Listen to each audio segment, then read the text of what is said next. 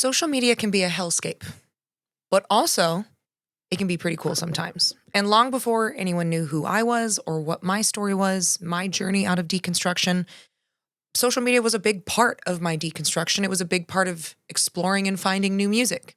A couple years ago, I find a video of this artist covering Rage Against the Machine, which happens to be my second favorite band of all time.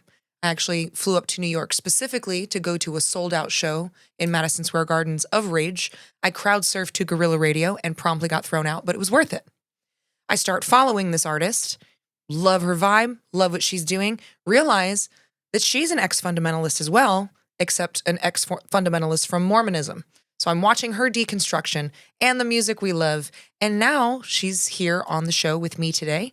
And we've now become friends and share such a similar story in such a strange way. And it's one of the many, many stories I have now of where social media brought someone really incredible into my life. So today on Flipping Tables, we're going to talk about deconstructing religion, what a cult-like mindset looks like, how it affects you, how that influences art, our own journeys. Irene's Entropy is on with us today on Flipping Tables.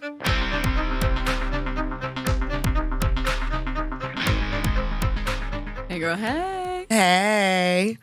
I did not know that that's originally why you started following me. Yeah. I'm trying to think of when I covered Rage. It was a while ago. Yeah. But you had also messaged me about something, and that's when I went to your page, and the first video I saw was you covering Rage. Okay. And I was like, yes, don't need to see anything else. How yes. beautiful that I got to cover Rage with you the last couple days. Yeah, so we, full circle my band moment. had 2 shows this past weekend, and Irene came and played with us on both shows. Yeah, we got to do Bulls on Parade, Killing in the Name. It's very full circle. It's a good time. It's a good time. So wholesome. So obviously, I know who you are, and we've talked extensively about your story. Where I'd like to jump off is listeners who don't know who you are, really talk about first your story, like how you grew up, how you ended up leaving fundamentalism, and then we'll get into how that led to art. Yeah, absolutely. I think that, as you said, on social media, it can be such a big animal, a beast, because people tend to just project their own feelings onto you of what they think you represent. And for the longest time on the internet, I was kind of known, I think, as this ex-Mormon girl. And to me, that's not the case. That's not the biggest part of my identity. It is a part of who I am. But I talk more so about the struggle of the change of identity. Yeah. Because at the end of the day, my story is that my parents came from generational trauma.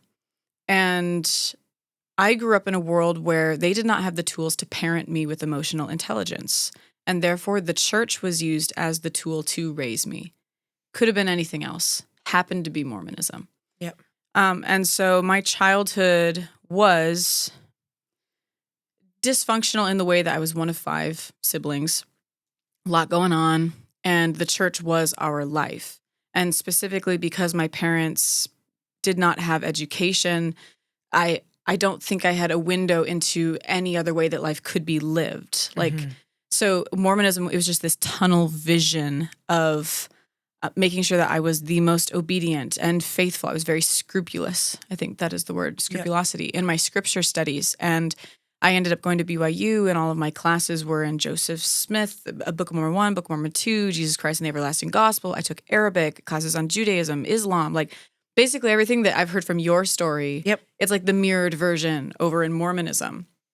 And so much lore. Yes, that's the thing about Mormonism is you can get lost your entire life in the lore of not just Joseph Smith, but then, the gold plates and the angel and the Book of Mormon. It's like this whole other book series, if you will, to like dig into. And then there's cross references between the Book of Mormon and the Bible and Doctrine and Covenants. There's just so much canon that you truly can get lost in it your whole life studying and never question anything outside of that.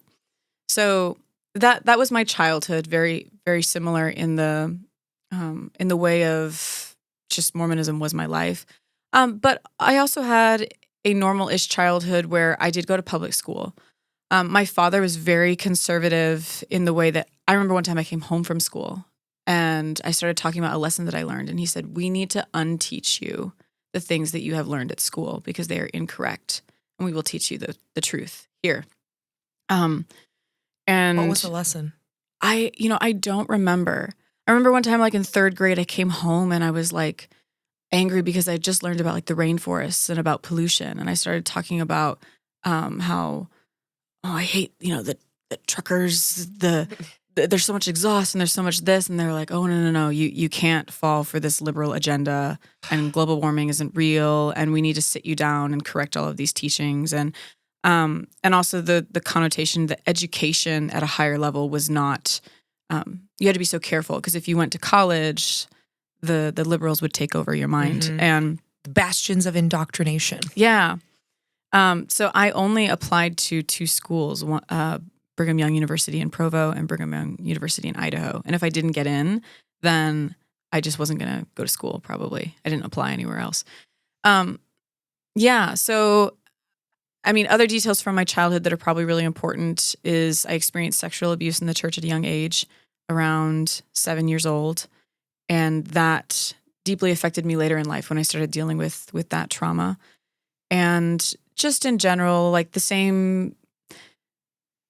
similar to what I've heard you talk about, things in my home life were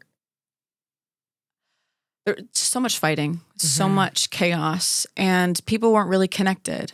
And I think one of the hardest things for me to describe to people is that we were this perfect Mormon family at church, but I didn't actually have this true, loving, unconditional love family connection to my family. I didn't realize that until much later when I started deconstructing that we were just pawns in this chess game. We were just pieces of a puzzle that was going to create this eternal family. And in the midst of that, somewhere along the way, the idea of having true unconditional love for my family, like that just didn't develop in my childhood. And so when I became estranged from my family, people always are like, oh, it must have been so hard. And it's like, actually, it wasn't. Yeah, it kind of just felt that way to begin with. Yeah. And your dad was a real hardline conservative Mormon, correct? Like polygamy and the whole... Absolutely. Stories, I don't know if I've talked about this publicly, but stories that I later learned about my dad where we would go over to this one woman's house and we would call her aunt. She was our aunt. And I later learned from others that my dad wanted her as this second wife in the afterlife. Polygamy is alive and well in the afterlife in mainstream Mormonism. And my mom knew this. And so I can't imagine like my mom's heartbreaking as us kids are going over to our aunt's house to play and my dad is spending time with her.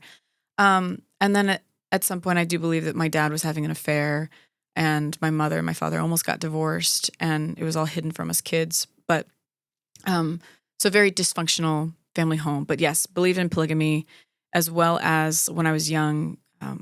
Like I remember going to middle school one day and telling this kid next to me in the computer lab that I had just learned that like Black people were descendants of Cain and that Black people were cursed with dark skin.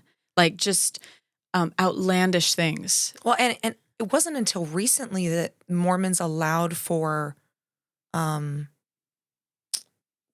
just recently that it was like Black people were allowed to serve in the church. 1978. Yeah. It's in the musical. In 1978, God gave rights to Black people. Yeah.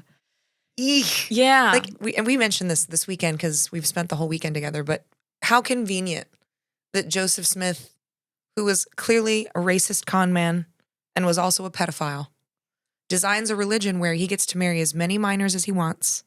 He gets to change the rules whenever prophecy shows up, and God hates Black people. It's just, but it's such a mirror image of evangelicalism.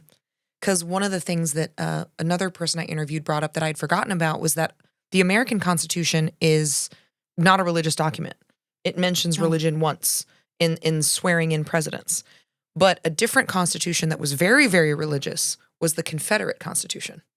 And so it's just it's this interesting way of taking God and God hating the same people you hate and making you better. And, white is right. And well, that wasn't until, so when Joseph Smith wrote the Book of Mormon, there's this line that says that basically the white people were white and delightsome. And then the other people were cursed with dark skin. And that's where I really believe that Native Americans came from. That Native Americans were these white Jews that sailed across the ocean, and 2 of the brothers were so wicked that they got cursed with dark skin, and their lineage is the Native Americans that we have today. And so that's a little surprise. I didn't know. When I served my Mormon mission, I was teaching people in Central America that this was their heritage. Oh, That they yeah. were white Jews that sailed across the ocean on a barge. On a ship, yeah. The barges were the Jaredites. They came much earlier after the Tower of Babel, and that was a whole other thing of Native American civilization. And then they were wiped off the face of the earth. And then Lehi and his family came over for the second round of Native Americans, basically. Wow. So tell us about the Mormon mission, both like what is that within the church and then your experience with it. Yeah. So obviously, growing up in a very conservative family, I mean, for young men, there's no choice. Like, you will go. And when I was a young girl, women served at the age of 21. And at that point, it's kind of like if you're not married by the age of 21, What's wrong with you? you're kind of like a spinstress. And so She's 20. you probably aren't, like, you only go serve your mission if you couldn't find a husband, basically. So I wasn't really planning on going until I think I was around 14 or 15, and they changed the age. Because I honestly think that there weren't enough missionaries that were going to serve. They were losing their soldier stock. Yeah. So they changed the age for women to serve at 19 and boys at 18. And that totally changed my world. I was like, now I know I will serve a mission. And so at 19, I went to Brigham Young University for a year. It was totally just kind of a blow-off year for me of just nothing but religious classes. And then I was playing rugby on the rugby team. And sidebar conversation, we should talk about that. My youth, I was so masculine in my youth because I wanted to be like the men so much because they had power. Right. And women were not respected and they did not have power. And so I was such a tomboy and masculine. I had a motorcycle and I played rugby, and I was the same growing up. A strong motivation for my tomboyishness throughout, like, especially through high school until college, was because I was like, I want to have rights. I want to have power. I want to be able to make decisions. I want to be a person and not just this, well, your job in life is to get married and have as many kids as possible and serve your husband. And I hated the fake smiles. I hated the pastel suits. I hated the voice. The voice of secretary the Mormon voice. women as they spoke to me. I just praise the Lord. I could not sign up to that. And so I would not subscribe. So No thanks. yeah. So, and I mean, people look at me now and I have this very more feminine presence, but I never got asked to a dance. I never got asked out. I was this chunky tomboy, and then I had my bulk phase, and I was like, I just was under 200 pounds, and I was like playing rugby and my motorcycle. Anyways, whole thing. So, but on the side of that, I also thought if I could outstudy the boys, that would somehow elevate me in the eyes of God or in my own self-worth. And so I went to serve my Mormon mission, and you don't choose where you go. So I turned in my papers, and all I wrote was the phrase, because you can write a phrase to the brethren. And I wrote to the brethren, I am an ox, put me to work. And I got sent to Tegucigalpa, Honduras. And it's crazy. You're just 19. You pack 2 suitcases. You go to the Mission Training Center, which is extremely, I look back now. Ooh, let's dive into that. I want to talk about the Mission Training Center. Yeah. So Mission Training Center is exactly what you think. Like, it's like this compound I went to Mexico City, and you're given this rigorous schedule, very similar to like boot camp. Like, you get up 6 a.m., you work out, and then you have your classes. You're learning the language of whatever country you're going to. And then you go to these classes on how to teach the lessons. You have these pamphlets, and you have to teach the lessons in order. And then you're given these fake investigators of the church, and you have to teach these fake, they're obviously Mormon, but you have to teach them so that they feel the Spirit, and then you challenge them to baptism. And it's kind of this challenge of like, can you bring the Spirit into the room and make this person cry and make them feel the Spirit? And then they'll say yes to baptism, and like you feel the Spirit swell within you. And like, it's precursor training and brainwashing you of all other emotions or the ability to think with common sense. And then at the end of the day, you're exhausted, you're brought into this theater, and then this big screen is on and the apostles are talking to you, giving you these lessons of, cast aside your nets, you are fishers of men, you are soldiers for God, you have this power, right? I cannot believe You have these 18-year-old boys and these 19-year-old girls, but especially the boys. They're just pumped full of this ego that you have the power, the priesthood. You can command the lame to walk if God so chooses to move through you with this power. Like, you are here on this earth at this time. So it's this environment where you lose the ability, one, to emotionally regulate yourself. If you had that ability before, Yeah. I did not.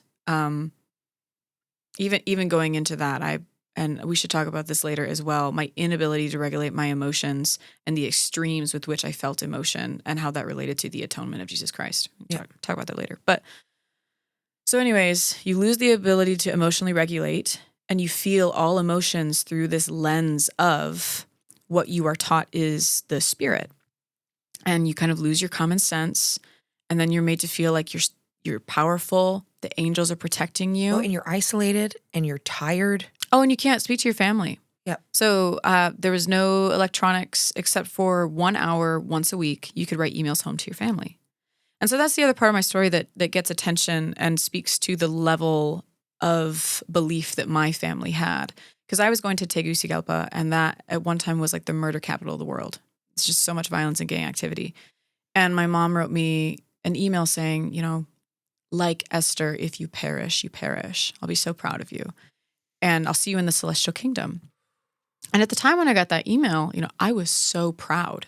I almost started crying right there. I was just like, I am like Isaac. Yeah, and that's exactly what I was going to say. Talk about Abraham sacrificing Isaac. Jeez. Yes. And so to me, it was like this great, I was like set free because I had actually dreamed of, having these hardships on my mission of martyrdom, right? Mm-hmm.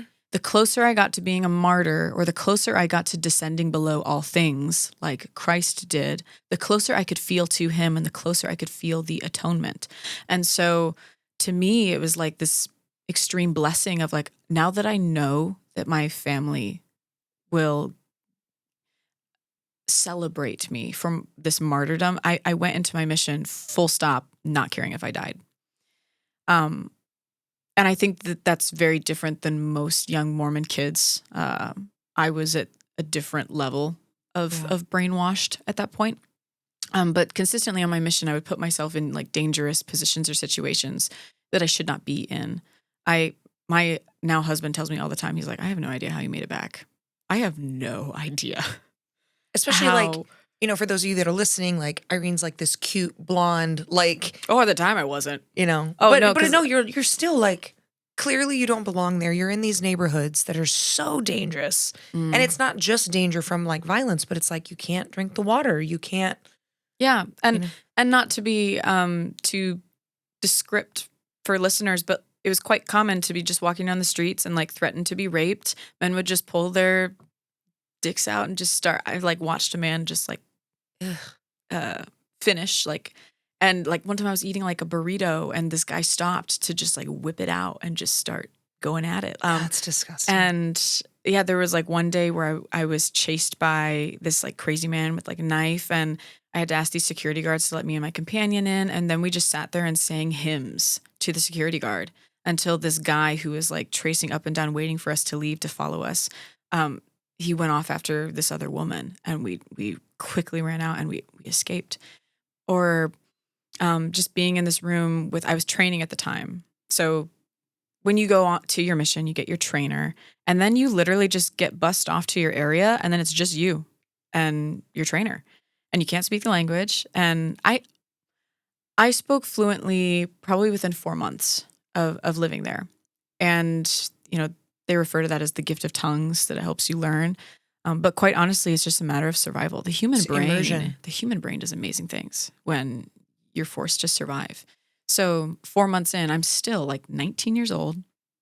I become a trainer, and I have this insane ego and no fear of death itself. And so I'm taking my trainee to teach lessons at night that, places we should not have been. I remember this one guy, he invited us in, and you're technically not allowed to do that unless there's a woman, but you can't if the door's open. And so I made him leave the door open, but I remember he sat us down, and immediately just like chills. Like this is not okay. I truly think that if I would have not have had the common sense to, and again, I still wrapped up the lesson with a prayer, closed my eyes, folded my arms, and like did a prayer. He easily could have gotten up and attacked us at that point. And because he was starting to say things like, no, I want you here. And I've been watching you and I've been this and like stay and like, you're safe. You're safe. You don't need to go. I want to hear your message. And like, and we quickly got out of that, but we were in there long enough and there was no one else there. And I don't know, that it's one of my regrets is the danger that I put my companions in. And that particular companion, she was from Guatemala and she has since passed away at a very young age. And I never got to tell her I was sorry that I put her in these positions. Anyways. Yes. So the continuation of the mission, I think I just got deeper and deeper into the so disconnected from my family. If there was any family connection, it did not exist by the time I finished my mission. I only cared about the church. I only cared about the work. I lost the ability to feel. I couldn't even feel the spirit anymore. I was just so broken as a human. And especially with the things that I was seeing every day, living in the circumstances of poverty. And yeah, so by the time I finished my mission, I was just a ghost of who I was. I didn't know who I was. My identity had been completely stripped and taken from me. And I went home and was just like, I don't feel. And shortly thereafter is where I met my now husband, who was studying to get his master's in philosophy. Or sorry, he already had his master's. He was getting his doctorate of philosophy and ecology. And we were working together that summer. And I think he just saw how broken and dysfunctional my mind was. And studying philosophy, he was like, how does your mind put together this logical thought and then just jump and circle back to something completely insane? Mm-hmm. How does that work? Because he had never been exposed to fundamentalist religion or cult-like mentality. And so we started talking, and he very much was my way out. Without him, I would still be in. I think I would have found my way out eventually, but I definitely would be married and have kids by now. Like and 4 then or 5 kids. Trapped. Yeah. So that was, I mean, if you have questions about the mission, feel free. Well, and so like the mission, I remember you telling me that it was 18 months you were there. What like changes like physically, emotionally, spiritually happened like by the time you came back? Yeah. So, I mean, physically, I was a wreck. I mean, I came home with so many stomach problems and like, I'm sure I had so many like bacteria infections and things. I still deal with stomach issues now. I have to be really careful about what I eat. But I had like this fungus growing in my knees at one point from kneeling on all these dirt floors. I had this long, scraggly brown hair that was like falling out and cystic acne. And I was 50 pounds heavier and just bloated and like mosquito bites everywhere. And just a zombie. It was really gross. It took a long time. It took an intentional recovery to physically become who I am today. A lot of work. But with that, emotionally, complete parallel to my physicality, the breakdown of losing yourself. It's why I'm so strong about, okay, Mormonism happens to be my story, but what happened to me is that my identity was taken from me. Anything that I was no longer mine. It was consecrated or completely given to the church. I was a tool. And therefore I stopped caring about other people and their emotions. Yeah. Because I no longer cared about mine. And so there was no ability for me to understand others. And I remember there were a few moments though that broke through. There was this one man that I met, his name was Alan, and he was gay. But him and I like really connected on a friendship level. And I didn't know he was gay until like maybe halfway through my time in knowing him. And I remember going up to the roof to hang up my laundry because we washed all of our clothes on a pila, like a rock basin thing. And so I went up to the roof and I just started crying and I just bawled my eyes out for hours. It was like the first connection I had with a gay man where I was just like, why is this happening? Why did God do this? And moments like that where things just didn't make sense and the message I was teaching wasn't going to help. Yeah. And and I just started seeing how much of it is about numbers because every night you're called, how many people did you talk to today? How many people did you challenge to baptism? How many lessons did you teach? And like they keep track of like the record of your numbers, and it's very much business based. Yeah. And I actually started for a while referring to the other missionaries that were all about numbers as like Pharisees, because I was like, that's not why we're here. And why are we being pushed by our leaders so much to only focus on the numbers of baptism? And also, I remember being told once that I needed to convert more men and more families because, women aren't too helpful to the church and they're not making money and they're not. And just random things like, people are like avocados. And if they're not ready and they're hard and they're not soft and like softened and ready for the message, like move on. And I just started kind of defying that at one point and was just like, no, I'm just going to teach about Jesus. I'm just going to do what Jesus would do. And I was kind of a rebel in the mission in that way. And I just didn't give up. Can we swear? Yeah. I just didn't give a fuck. Yes. Like my leaders calling me.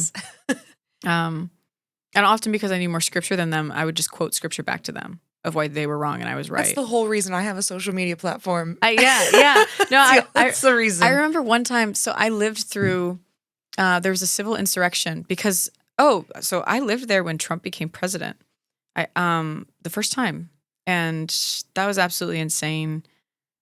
Just like not knowing who my president was, like when I woke up in the morning and then like hearing about it only from the Honduran people and their perspective on Trump being president versus Hillary. Anyways, but then later on they had their own election and it went wrong. The wrong guy was put in and it was falsely put into place. Like a stolen election. Yes, exactly. Thank you. So the people started rebelling and there were like tires burning. All the streets to Tegus were blocked off. And I was in a village outside of Tegus at this point. So I was pretty safe there.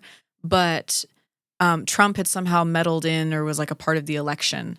And so the people were so mad at citizens of the United States that it was unsafe for us to be outside of our homes because we were targets. And so we were shut inside of our homes and couldn't go anywhere. People had to bring us food and water, and we had no electronics. And so all I could do was either read the Book of Mormon again, or write letters home. And so I wrote a lot of letters home at that point. And what was the point of this? Civil insurrection. Talking about Trump being president when you were there. I lost the. No, I've lost it. There was something in there. There was a point to me telling you about the civil insurrection. But you were also talking about the how your leaders were caught up in numbers, how you were pushing back because of the message of Christ. Oh, thank you. Yes. Welcome. So eventually we were allowed out of our homes, but we couldn't be out when it was dark. And so we could only teach to this point in time. And I remember I had this lesson with this family across the village, like quite a walk away. And I'm out teaching and you're supposed to report back to your leaders, which my leaders were all like 18 or 19-year-old boys, which is, oof. Yeah. I have thoughts. Yeah. Also just like a difficult thing to stomach as a more matured girl, I guess. Cause at that time I was 20, turning 21. And yeah, I have to call this 18-year-old boy. Anyways, I had to text them and they were like, hermana, sister, like, hermana, you're not in your home. You haven't reported in. Where are you? And I said, I'm teaching this family a lesson tonight. And they're like, hermana, you have to be in your home. And I was like, no. And they said, you could go to jail. Like, if you're not in your house by this time, like you'll be put in jail. And I sent them the scripture of when Peter gets put in prison and then the angel comes and breaks Peter out with a sword.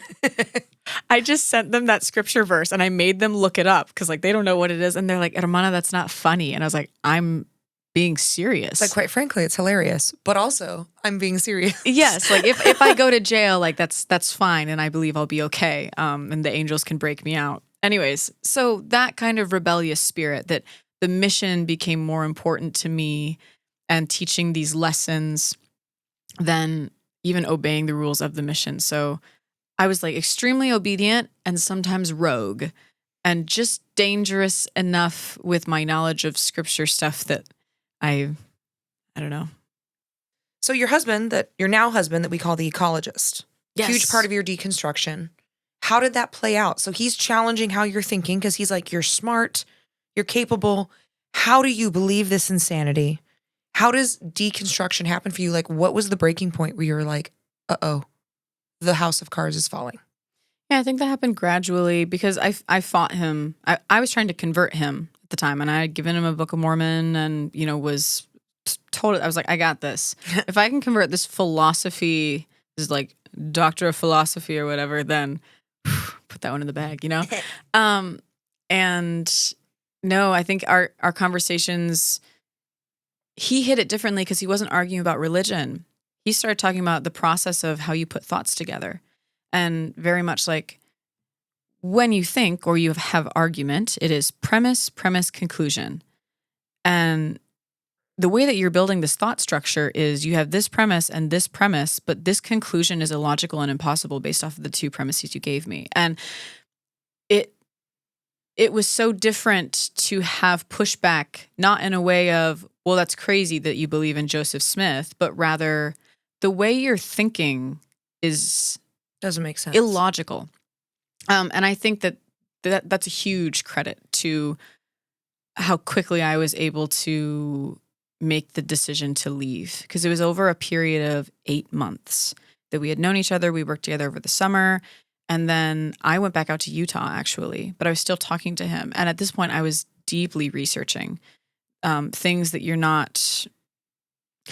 I already knew about Mormonism. Like I was pretty up to speed on like all the dark things in the corners that most people don't actually know about because I studied so frequently, but viewing it through a different lens and viewing different authors that wrote about the same subjects. Because one thing that the ecologist, which people watching, he really is an ecologist. And I just started using that as like a name to not use his real name on the internet. But now it's taken off and it's like all of my followers know him as the ecologist. So it's just kind of stuck. But like, how did you leave? Like, how did all of that lead to you leaving? You said you're talking for 8 months. You're now starting to research. You're asking questions. Yep. So I'm out at Brigham Young University, and he is, feeding me these other resources of these other books that were total like anti-Mormon apostate literature that I never would have been allowed to read. And I remember what I was going to say. So keyword allowed.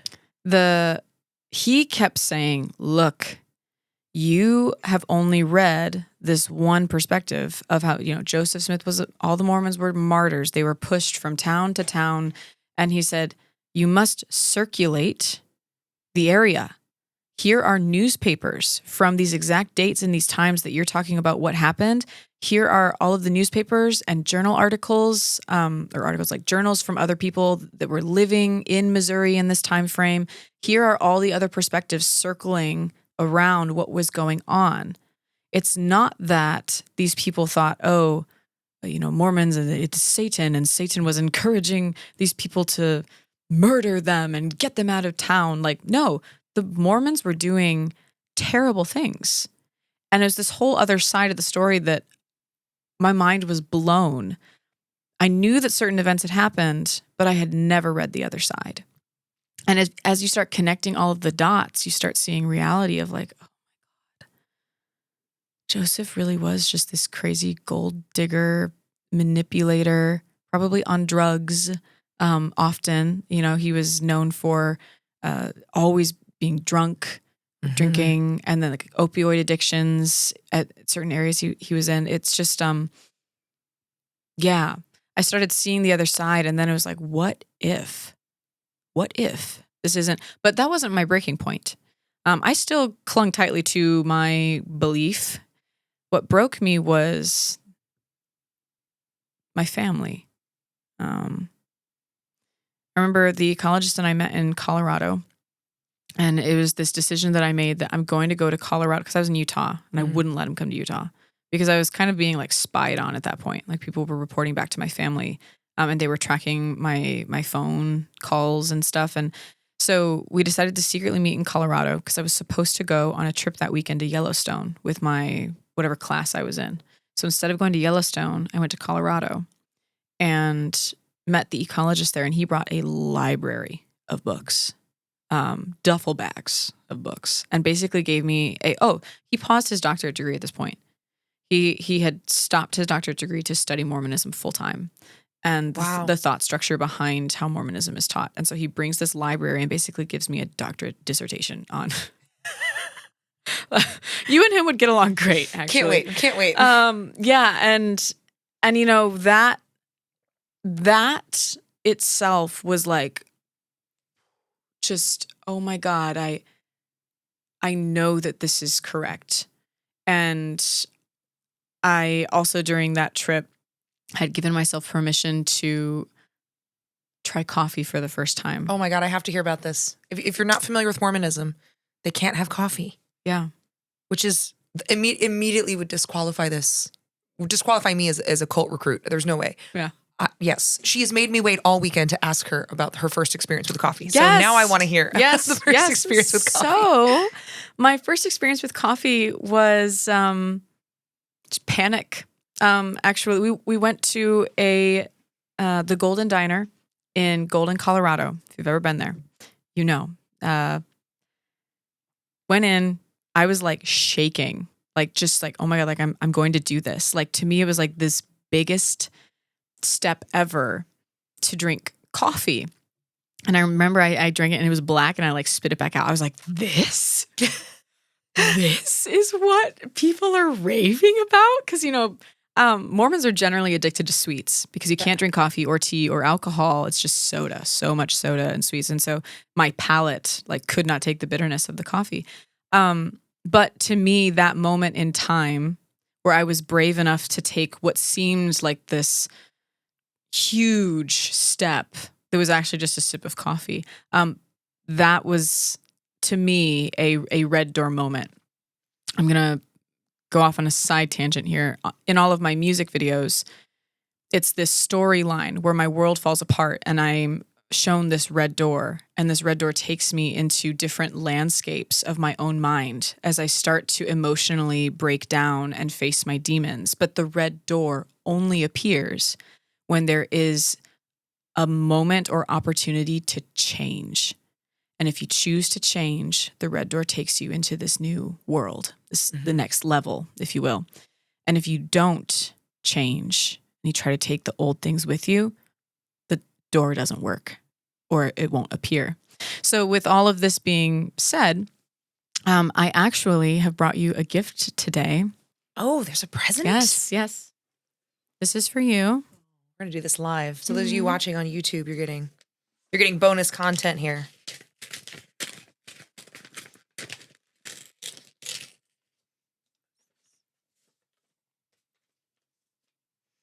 Okay, so for those of you listening, it's a beautiful red card and it's a red door. Okay, it's called the Door Walker Challenge. Oh, no. Be the other side. It says, Dear Walker, in the brevity of this life, choices are all we know before we are swallowed up in time's shadow. Doors appear in our life when we are ready to learn and change. Becoming a door walker means you are courageous enough to walk through the doors again and again. Cheers to you as you relentlessly pursue yourself. May this coffee be a daily reminder that one sip can change your life. And there's a bag of coffee. What? It's Red Door coffee. Yes. So it's actually, I'm changing the label because I didn't. Wait, this is your coffee? So I've started my own coffee company. Yes. If you were not already married, I swear to God. I've been hiding this from you all weekend. She's literally been in my one-bedroom apartment all weekend. Coffee, and I was like, oh my God, I just want to tell her about and the on coffee. The front, it says, sip coffee with demons. I'm so in. Some people refer to me as a demonic ray of sunshine, which I accept. Yep. So there's different levels. So there's a light, medium, dark roast, and they're all named after songs that are a part of the saga of the Red Door video series. And so there's a quote from each song. And this one hasn't been released yet. It's called Sip Tea with Demons, and I changed it to Sip Coffee with Demons. So each roast is named after a chapter of the Red Door series. And then for the listeners, you'll know, because I'm also, by trade, I studied mechanical engineering.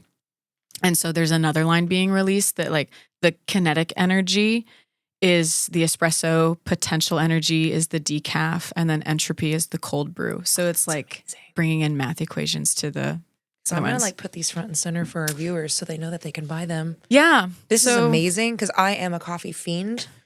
I have to reduce my coffee intake right now because I'm getting ready to do a plant medicine journey. Yeah. So eventually the label, it will say door walker, because I really resonate more with the idea of being a door walker. It's an action to choose to walk through these doors and choose change and be able to face what's on the other side. So door walkers are what I have started calling my followers. I like that. Because you should walk through your own door, and you can't walk through someone else's door for them or with them. And that's really important to me, is that the ecologist, my husband, never forced me or drug me through a door. He was wonderful about just walking with me to the point where I had to be brave enough to change on my own. And I think that that's so important, because I've had so many people contact me and say, I have this person that, they're in Mormonism, or I have this friend, and how do I help them? And the honest answer is you can't. You can facilitate conversation and help them ask why. Never stop asking why. But when it comes down to it, they must walk through that door themselves. And so that's why I invite people to be door walkers. And so it's like this legacy that is being started, and the coffee is like the souvenir of it, because coffee was my first step that felt so traumatizing, and yet I did so bad. Oh my God. And so one sip can change your life. I love that. Yeah. Oh, I'm so glad you made me wait for this story. That was worth it. I admit. Yeah. I was a little saucy about that this weekend. I was like, why didn't you fucking tell me? I get it now. Yep. So the red door moment happens, the mask falls, and then how does like you as a creative start to emerge? And now you get to tell me about your name. Yes. Because you changed your name to Irene. Yes. And tell me that story. Like how does Irene get born? And how does that lead to Irene's entropy? I love this. I am going to try to consolidate what I'm saying, because I am a nerd, and if you're not careful, I'll go off. So, I have this breakdown in Colorado, and eventually, I didn't say this, but it was the understanding that my family would never accept me if I made this choice, that I was going to be disconnected from them forever, because the belief system is that if you divert from the church, you can't be in the celestial kingdom with your family. Sure, you can have fake niceties here on earth, but in the afterlife, you're separated forever. And so to me, that was the breaking point, was realizing that there was no true unconditional love within my family. That recognition, compiled with what I had experienced on my mission and being disconnected, that's what truly broke me in the end. So with that being said, after Colorado, I end up leaving. I go to Arizona for a little bit, and then I decide to move back to the Midwest to be with the ecologist. And at that point, Irene did not exist anymore. So Irene was actually a secret name given to me in the Mormon temple ceremony that was my password into heaven when I died. Yeah. So when you go through the Mormon temple ceremony, you receive signs and tokens in this ceremony that you will do at Heaven's Gate, basically, upon your death. And after all these secret handshakes and signs and tokens or whatever, one of the last things that you give is your new name. So Irene was my new name. And you never tell anyone this name. It is a secret. You used to have to, they were called the blood oaths. You had to pretend to slit your throat and disembowel yourself if you ever revealed the secrets of these signs and tokens in the temple. Wow. And so, I mean, it was quite serious, like culturally, that you do not reveal this name. As a woman, on the day you get married in the temple, you tell your name to your husband, because he will call you forth in the resurrection, and he will call you by that name. but the woman never learns the man's name. That is kept from her. It's just a good old boys club. Yep. So Irene was, and I remember being so disappointed when I got the name Irene, because it was just like, oh, it's such an old grandma name. So I get this name, but it becomes the holiest version of myself. Anytime I was tempted to sin or to be disobedient on my mission or whatever, I would think of Irene, and I would think of the symbolism of what this name meant. And so quite literally, Irene was the name and symbol that kept me in the chains of patriarchy. So with that being said, I leave the church. I'm done. I cast aside the name, like Irene will never be spoken again. No one will even know about her. Yeah. I very much thought of her as this separate entity of like who I was. And then I started writing music. The ecologist bought me an acoustic guitar, and he was like, "You're talented. You have a story to tell. You should start writing your own music."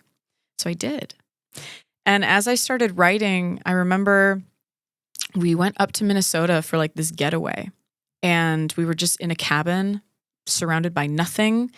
And I just started writing, and Irene came to life.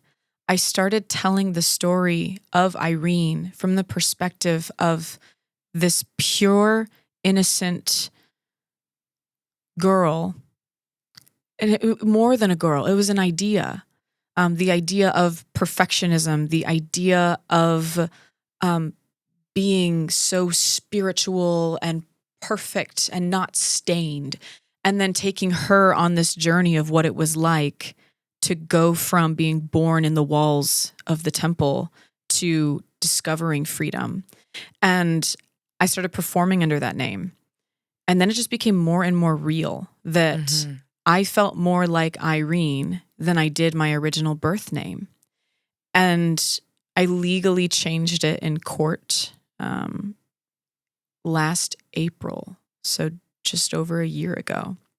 I went to court and I changed my name as Irene because that was my decision, that I don't know where my life is going to take me, but I know that my purpose in life is to help others with building themselves, walking through these doors, not being afraid to embrace who you were and not casting those things aside because it makes you what you are today. I am Irene.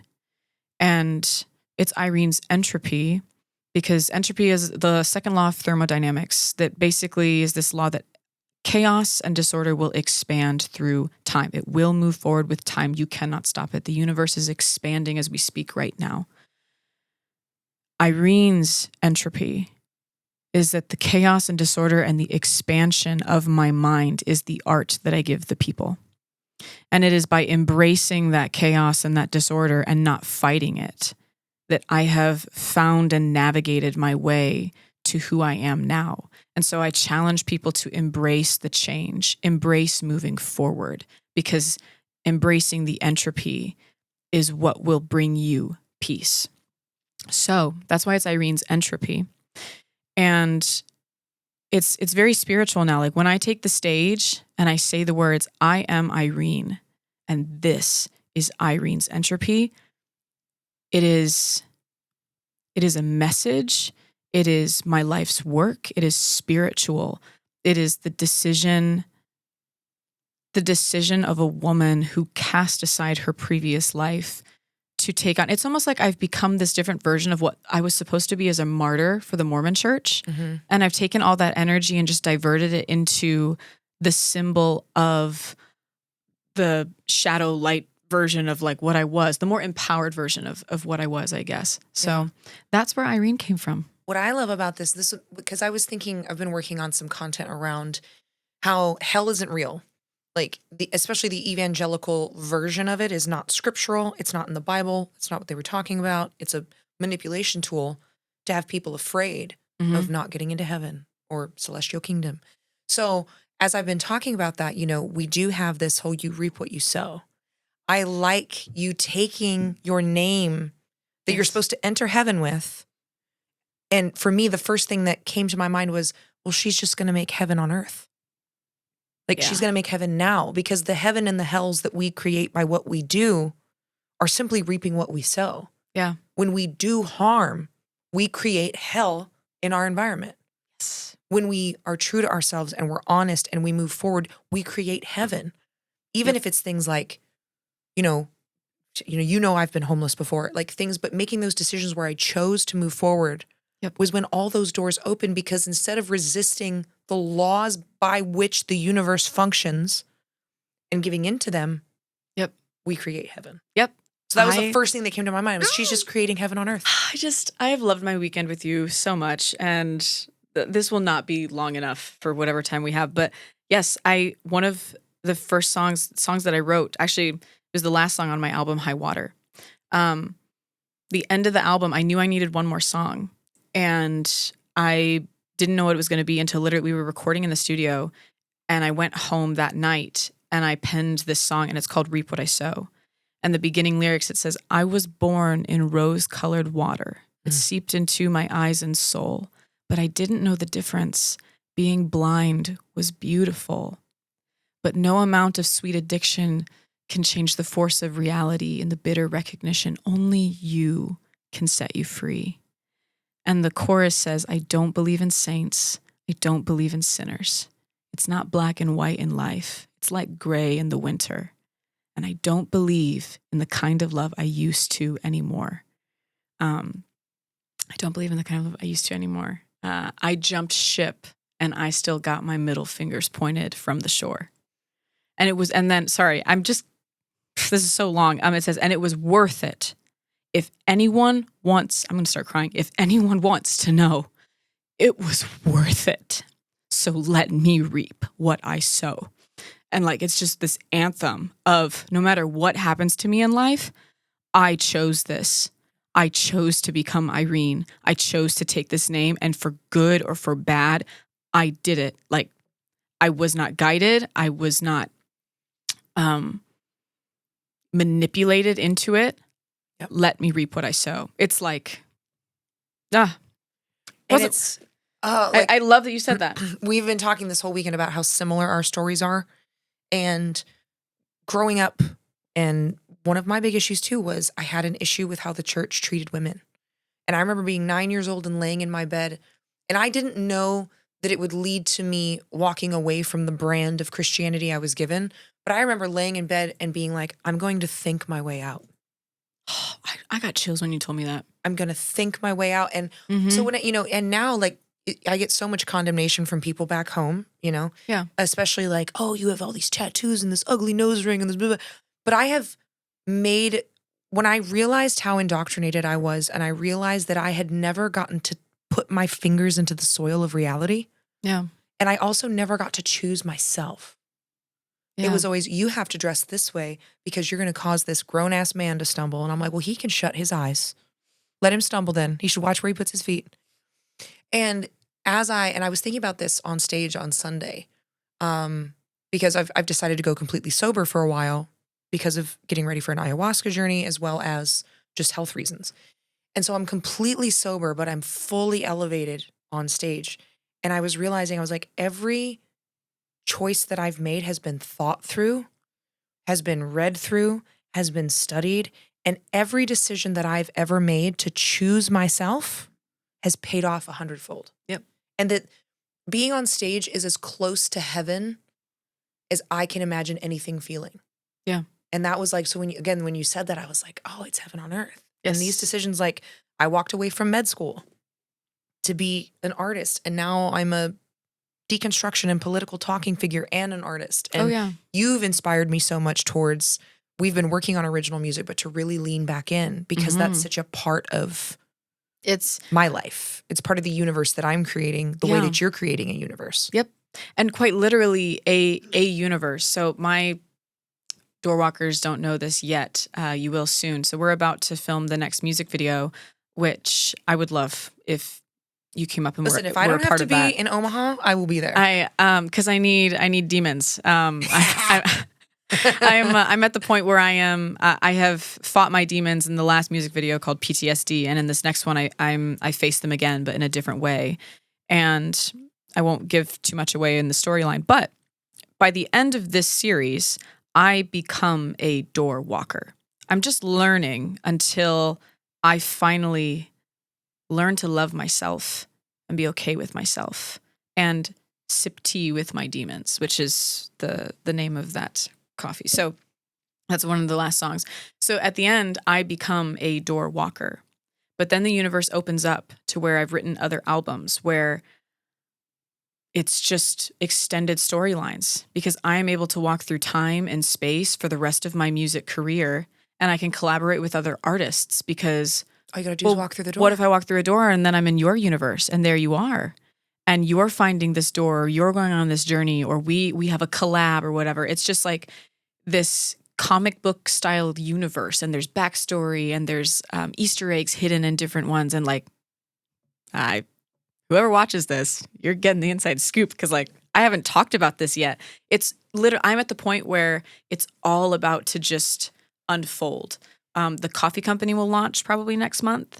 The music video series will keep going, and then I'll start talking about the importance of the Door Walker universe.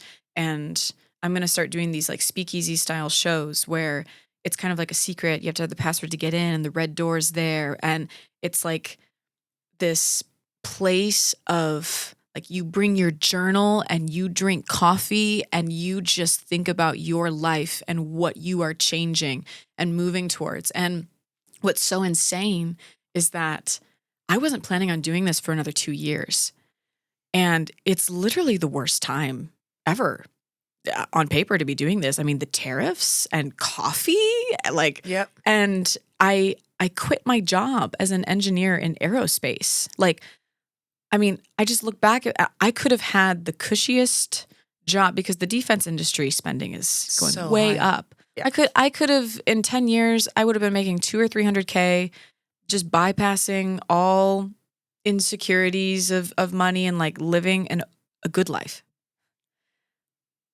But I never would have fulfilled my purpose. And so the ecologist and I made the decision to basically quit our jobs and go at this full time.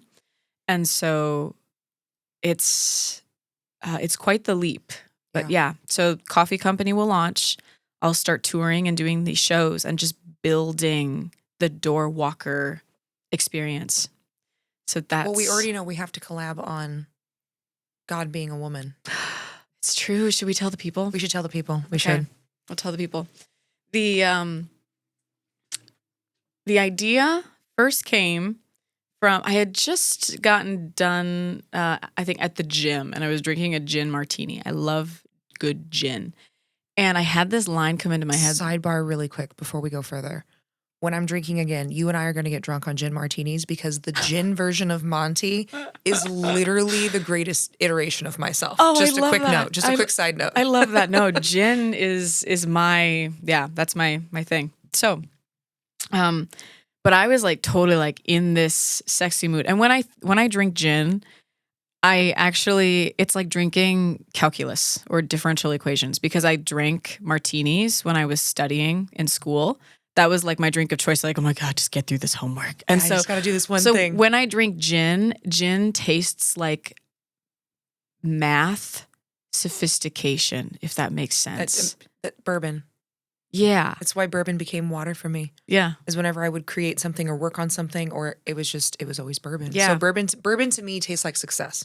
Okay. Yes. So I'm in this moment, and I have this little like buzzed moment of this melody that's like, and I think God is a girl that likes to do math, and she works in the gym to get a fat ass, and you can't quite make out her tattoos, but you'll go weak in the knees when she looks at you. And I was like, oh, wow. Because in my head, I was like picturing like, what if I'm just getting out of the gym and I just see God? Like, yeah, God's just working out God in the is gym. this girl that's just working out in the gym, just trying to, get her squat reps in. And then she goes out to like smoke a cigarette or take her post-workout. Like, and God is exhausted because God's just like, the fuck is the world doing right now? What are you guys doing?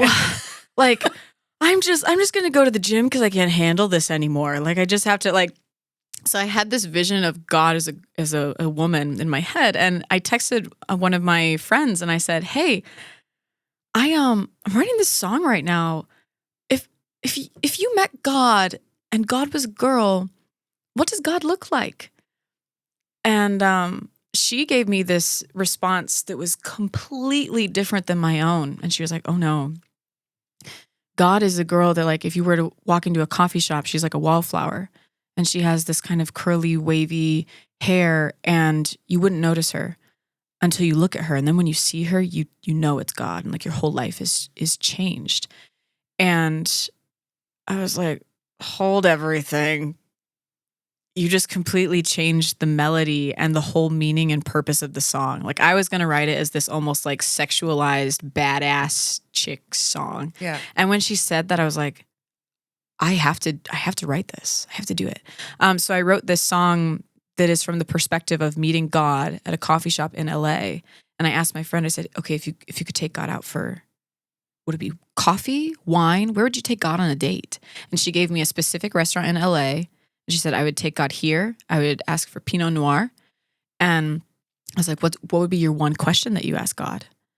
And she said, well, you'll have to listen to the song. I'm not going to tell you.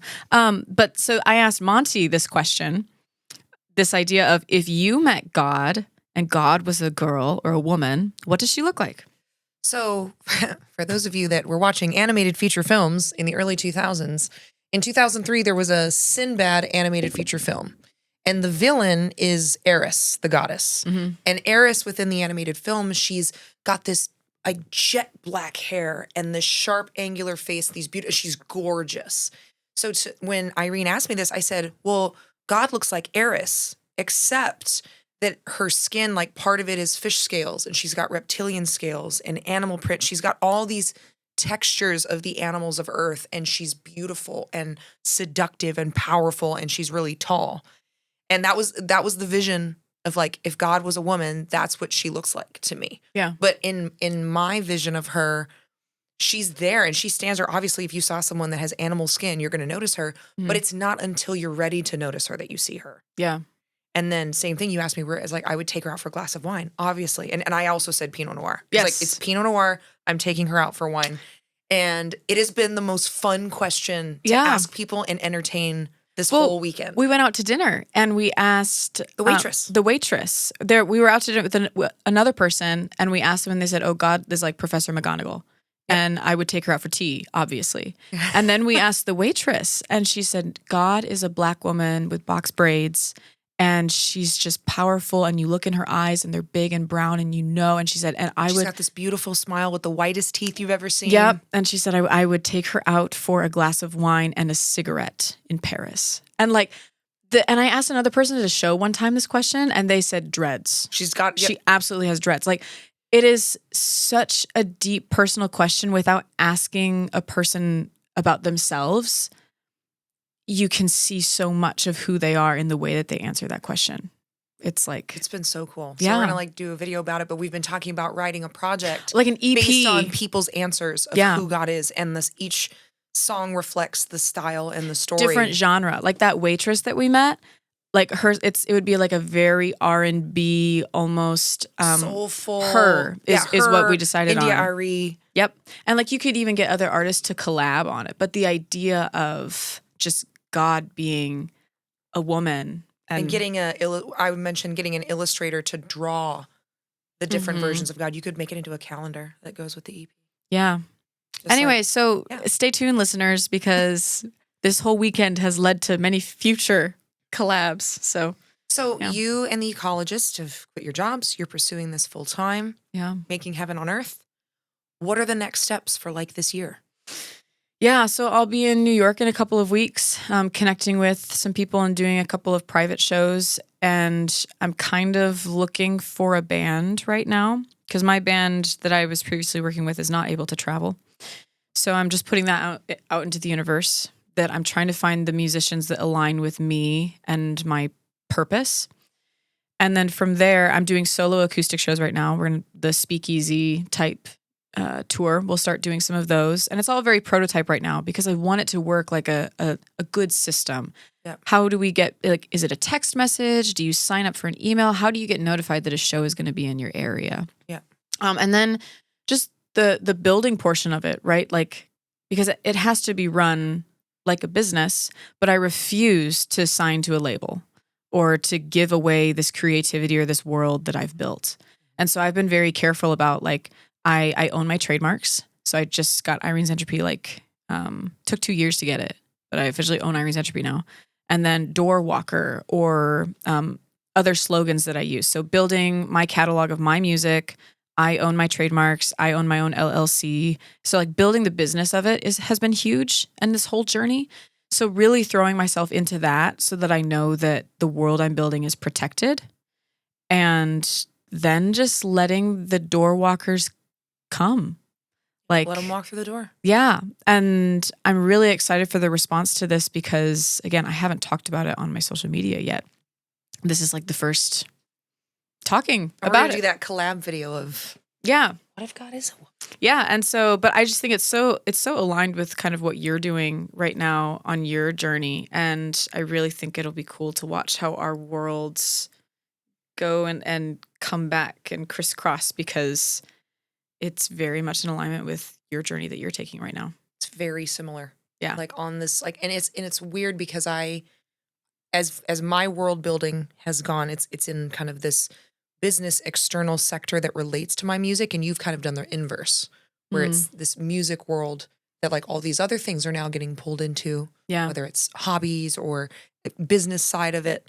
So it's interesting to see the inverse of that. And one of the things I just thought of too with your door walkers, one of the cool things about this journey with social media, I never in a million years thought I would be talking about anything to do with the Bible on social media, but being able to just tell people, and I tell people all the time, I'm very cagey about my own personal beliefs online. Same. I do not speak of them. And the reason I am is because it's like, I don't want you to follow me. I don't want to convince you to believe what I believe. What I would like to do is give you history. Tell you, hey, this is what the Bible actually says. This is when this book was written. But one of the cool things about this experience, this road that I'm on right now, is it's allowed me to take some of the flowers that I missed from my faith and pull them back in and say, you know what, this is a good thing. That, you know what I mean? That doesn't have to be. There's a reason why people like religion. Yeah. There is so much truth in what you can take that helps you to be a better person, to be at peace with yourself. It's when it gets manipulated to and turned into a patriarchal system, controlling, that it becomes so toxic and damaging.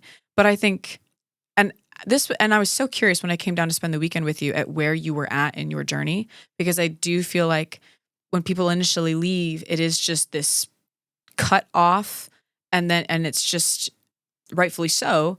You have so many things to deconstruct, and there's like hatred towards it, and I don't even want to touch it. Yep, and you're so mad about being lied to. Yes, and then you eventually come to this healing where it's like, oh wait, I don't have to let everything go. There are good things, and I can build my own world and belief system, and I don't have to discard everything.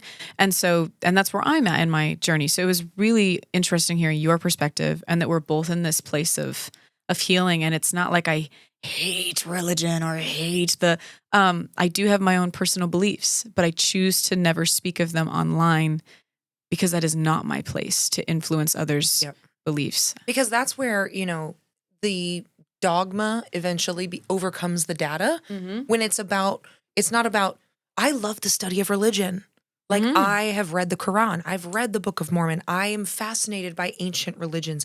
And it's when it becomes this thing of, you have to believe exactly what I believe or you're going to hell is the problem. Yep. So that's why for me, even with this, because I've had people message me like, is your podcast a religious podcast? I'm like, no, we talk about religion because it's an important part of my story. And unfortunately, we're dealing with the repercussions of Christian nationalism in the nation. We can't ignore this conversation. I don't want it to be religious. Like if I can, have a coven of curiosity, my goal is to just help people ask questions. Just ask questions. Here's some information. Here's some history. Yeah. Here's how this manipulation works. Make your own decisions. Yeah. You can take that and decide what you want to believe in. What I like about door walkers is when people ask me about faith and Christianity, I say, Jesus never forced anyone to do anything. He only ever gave invitations. So whatever you believe about who Jesus is, whether he's the Son of God or a great teacher or just a person that we can learn from, he never used force. It's always invitation. Yeah. And that my whole platform is the invitation to be curious. Like Yeah. that is the core tenet, the core, like entropy is so central to your universe. Yeah. Curiosity is central to I love and it's that. like, I just want you to ask questions Yeah. and to open the door and say, what does it look like over here? Yeah. You know? And when that curiosity hits, I think giving people the courage to understand that when you walk through the door, once you see something, once you learn it and you know it, you must act. You must have that change. Otherwise, you're never going to have another door appear. Yep. Door's not And even you'll going to be work. filled with so much regret. And we mentioned this. It's like the reason that you and I have chose the lives we've chosen. Oh yeah, never thought I would be an influencer. I know, I hate that word. I hate it so much. But I'm like, I usually say content creator. Yeah. But it's like, I chose this because I knew I didn't want to be 75 in the twilight years of my life, wondering what would have happened if I tried. What would have happened if I spoke up? Yep. And even everything, even with the music the band has done, like if you had asked me 10 years ago if I thought I would be performing in front of large crowds like we have and in front of Jack Gardner and the Metallica crew and like, I would have never imagined that would have happened. Yep. But it's because of those choices. And it's like, and really my motivation was I can't live with the what if. And even starting to speak on Christian nationalism and doing the things I've done online, I was watching this happen, the stuff that directly manipulated me as a young person. Mm-hmm. And I was like, no. And I'm also not going to deal with the what if of, well, what if I would have spoken up? Could I have moved the needle? Could I have changed it a little bit? Yep. And for every 1,000 person that follow me, there's 2,000 that hate me and 20,000 that don't know who I am, and that's okay. And not only that, but there's so many people watching that don't even follow. Yep. I had a woman message me the other day that she was so excited she finally got to click the follow button because she had finally divorced her husband. She couldn't follow me, or I've also had like young people message me that they had to create burner accounts or they can't follow me because if their family saw that they followed me, like they would get in trouble. Like, and that to me is insane. That again, it is not lost on me the symbolism of a name that came from the temple that was like the holiest of thous has now become a symbol that specifically Mormon kids can't even follow because if their parents see that they follow Irene, then, they get in huge trouble. And to me, this is just a secret wish for myself. I hope that they take that name off of the temple list one day because I have given the name new meaning. I hope that there's just new generational Irenes that are born that become a symbol of what it means to learn and change and relentlessly pursue yourself. Yeah. And what I love about it too is not just the heaven on earth, but this, and this is the same. I had this conversation with another artist who's local to town. Hopefully you'll meet her when you come down next time. She's trans. And we had this conversation of she's like, I've found, she was raised Southern Baptist. She's like, I've found that many people are enraged by trans people because we actively take part in creation. She's like, we create ourselves. And she was like, so many people have been told, this is what you need to look like. This is the beauty standard. These are the clothes you can wear. This is the jewelry you can have. Tattoos are bad, whatever it is. Mm-hmm. That they don't know who they are to even begin to create it. And she was like, trans people, she's like, we know who we are. Yeah. And we create it every day. And for me, that's become the jewelry and the tattoos. And it's like, I am creating this canvas that was someone I fantasized about being as a Christian girl before the judgmental thoughts would rush in and I would condemn someone for having tattoos. But it's who I wanted to be. Yeah. And it's like, you've taken not just this name, but it's like, I'm going to create the person I know I'm meant to be. Well, and the cool part to me is that I feel like we're very much in a world where on social media, there's so much perfection. There is so much editing and, my body looks like this and this is my perfect life and I get to stay in this fancy place or whatever. But like, because I have built my platform off of saying, this is where I fucked up. This is where I emotionally had this breakdown. This is where I decided to get, like, my followers have literally watched me graduate from engineering school, quit my job in engineering, start doing this full time, building this coffee company. Like they have watched me become who I am along the way. And if there ever is a point in my career or where I'm like, oh God, like I fucked that one up, or like I made a wrong decision here, I have the power to say that. And you can't go ahead and judge me, internet. I have literally built my platform off of the mistakes I have made and the person I have become, and that we should be proud of those things. And open about them. One of the Yes. When my platform first went viral, one of the best things I did, and I didn't do it because I thought it would be a good decision. I actually thought it was going to shoot me in the ass. I had made a video about racism, and I said this one phrase that just, I meant it a certain way, but when you heard it through the video, it sounded totally different. Oh, and yeah. this girl It's very happened to me. kindly commented saying, hey, just so you know, when you said this phrase, it kind of sounds like this. I know that's not what you meant. Yeah. And I was like, absolutely, that's not what. But I went and I made an apology video saying, hey, I said this. Here's what I meant by that. Yep. But this is how it sounds, and that is not what I meant. And I it's become an integral statement I've made in several videos now that intent does not negate harm. Yeah. And making that apology video was one of the smartest things I could have done. Yep. Because now it's this whole thing of like, I'm still learning. Mhm. I learn new things about racism or U.S. history every single day. Yep. And I still have to unpack certain things where I'm like, oh, wow, I didn't realize that idea was wrong, or I didn't. And now it's like I have this platform where it's like, I made another apology 2 weeks ago where I overreacted to something. And I was like, guess what? I'm a person, y'all.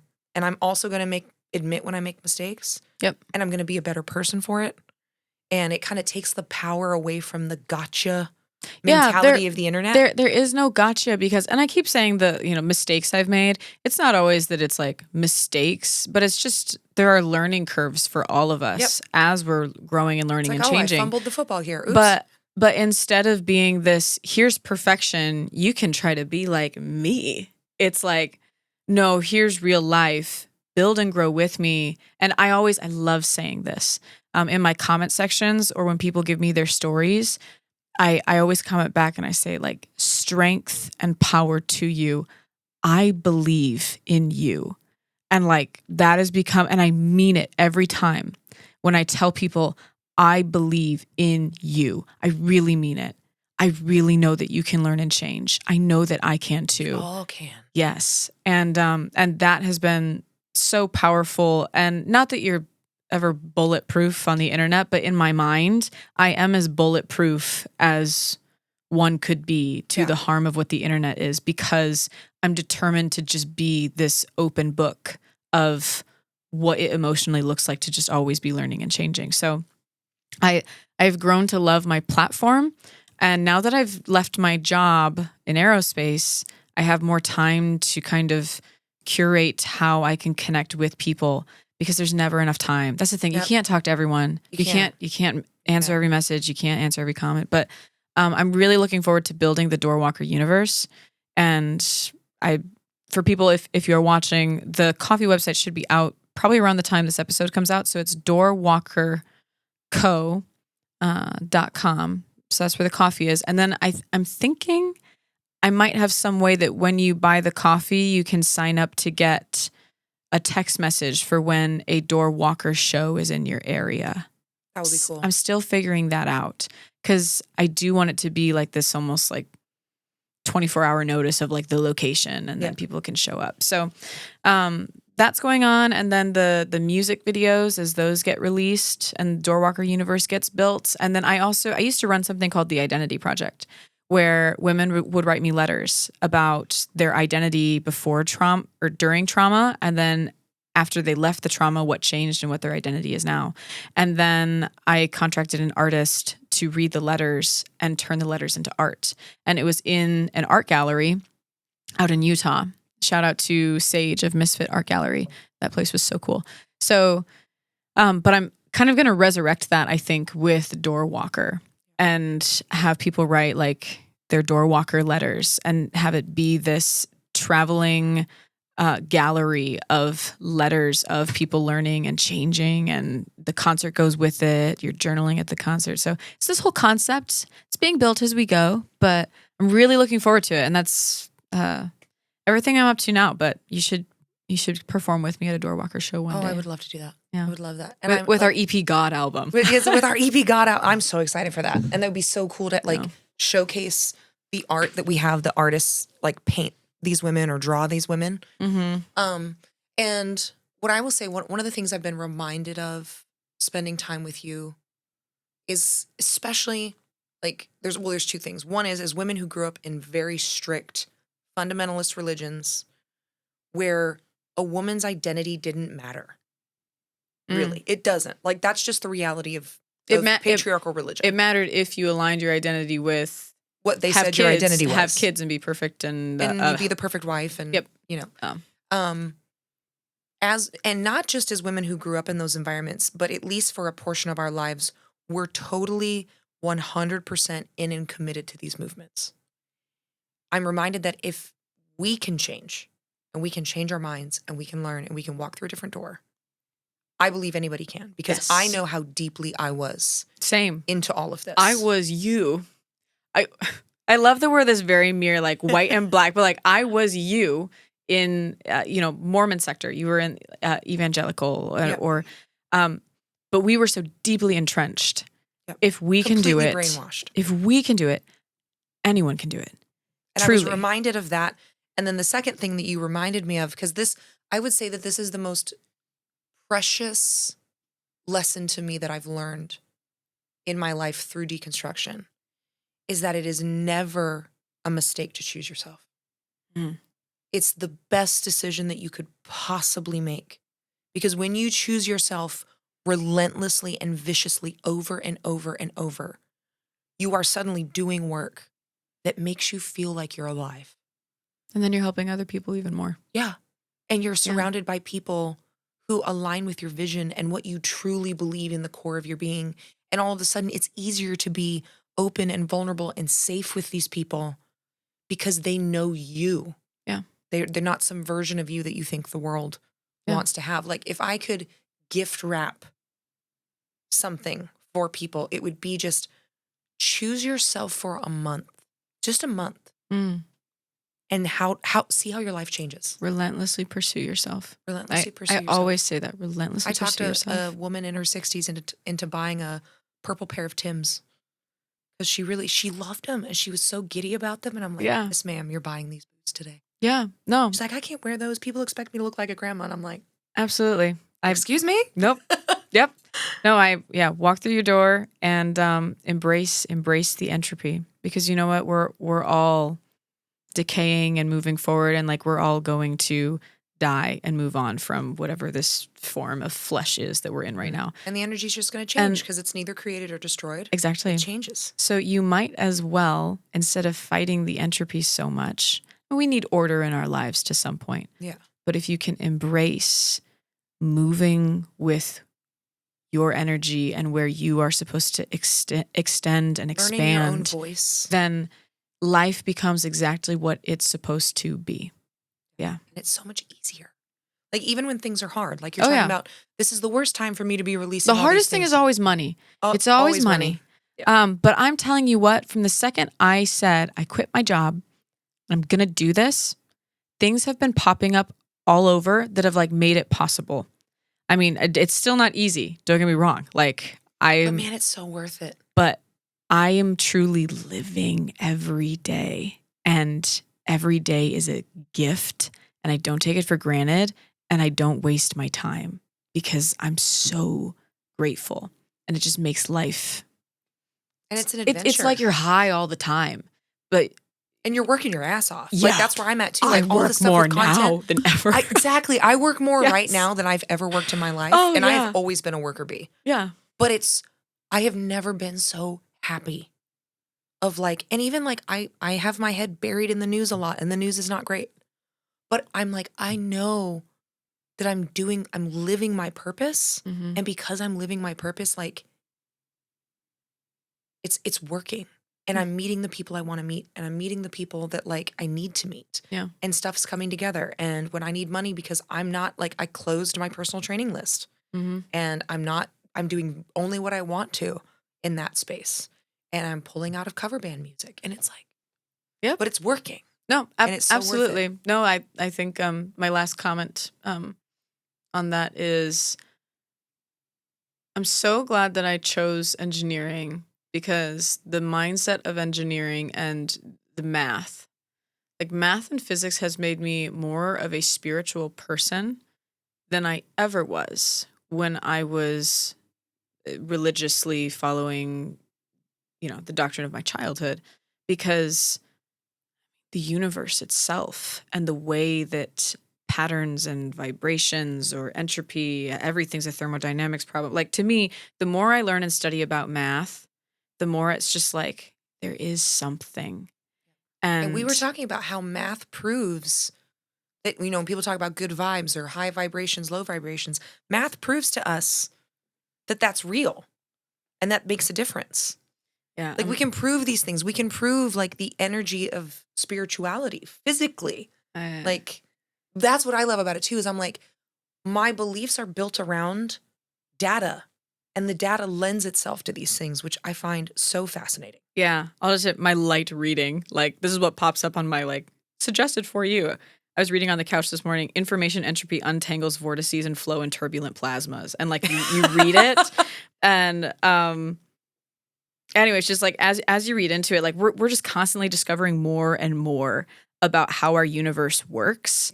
But the more that we discover about it, the more it's just like that everything is alive and everything is communicating with each other. And a lot of times system where we are that blockage because we make everything about us, and we're so egotistical as a human race. And the more you can open your mind to how much we all are one, and we all bleed the same, we all become the same. In the end, no one really knows, but in the end, we only know we'll go. Yep. That's another song lyric, but I often just speak in my song lyrics, but yes. Hopefully, Death by Rock and Roll, our other lady that we love.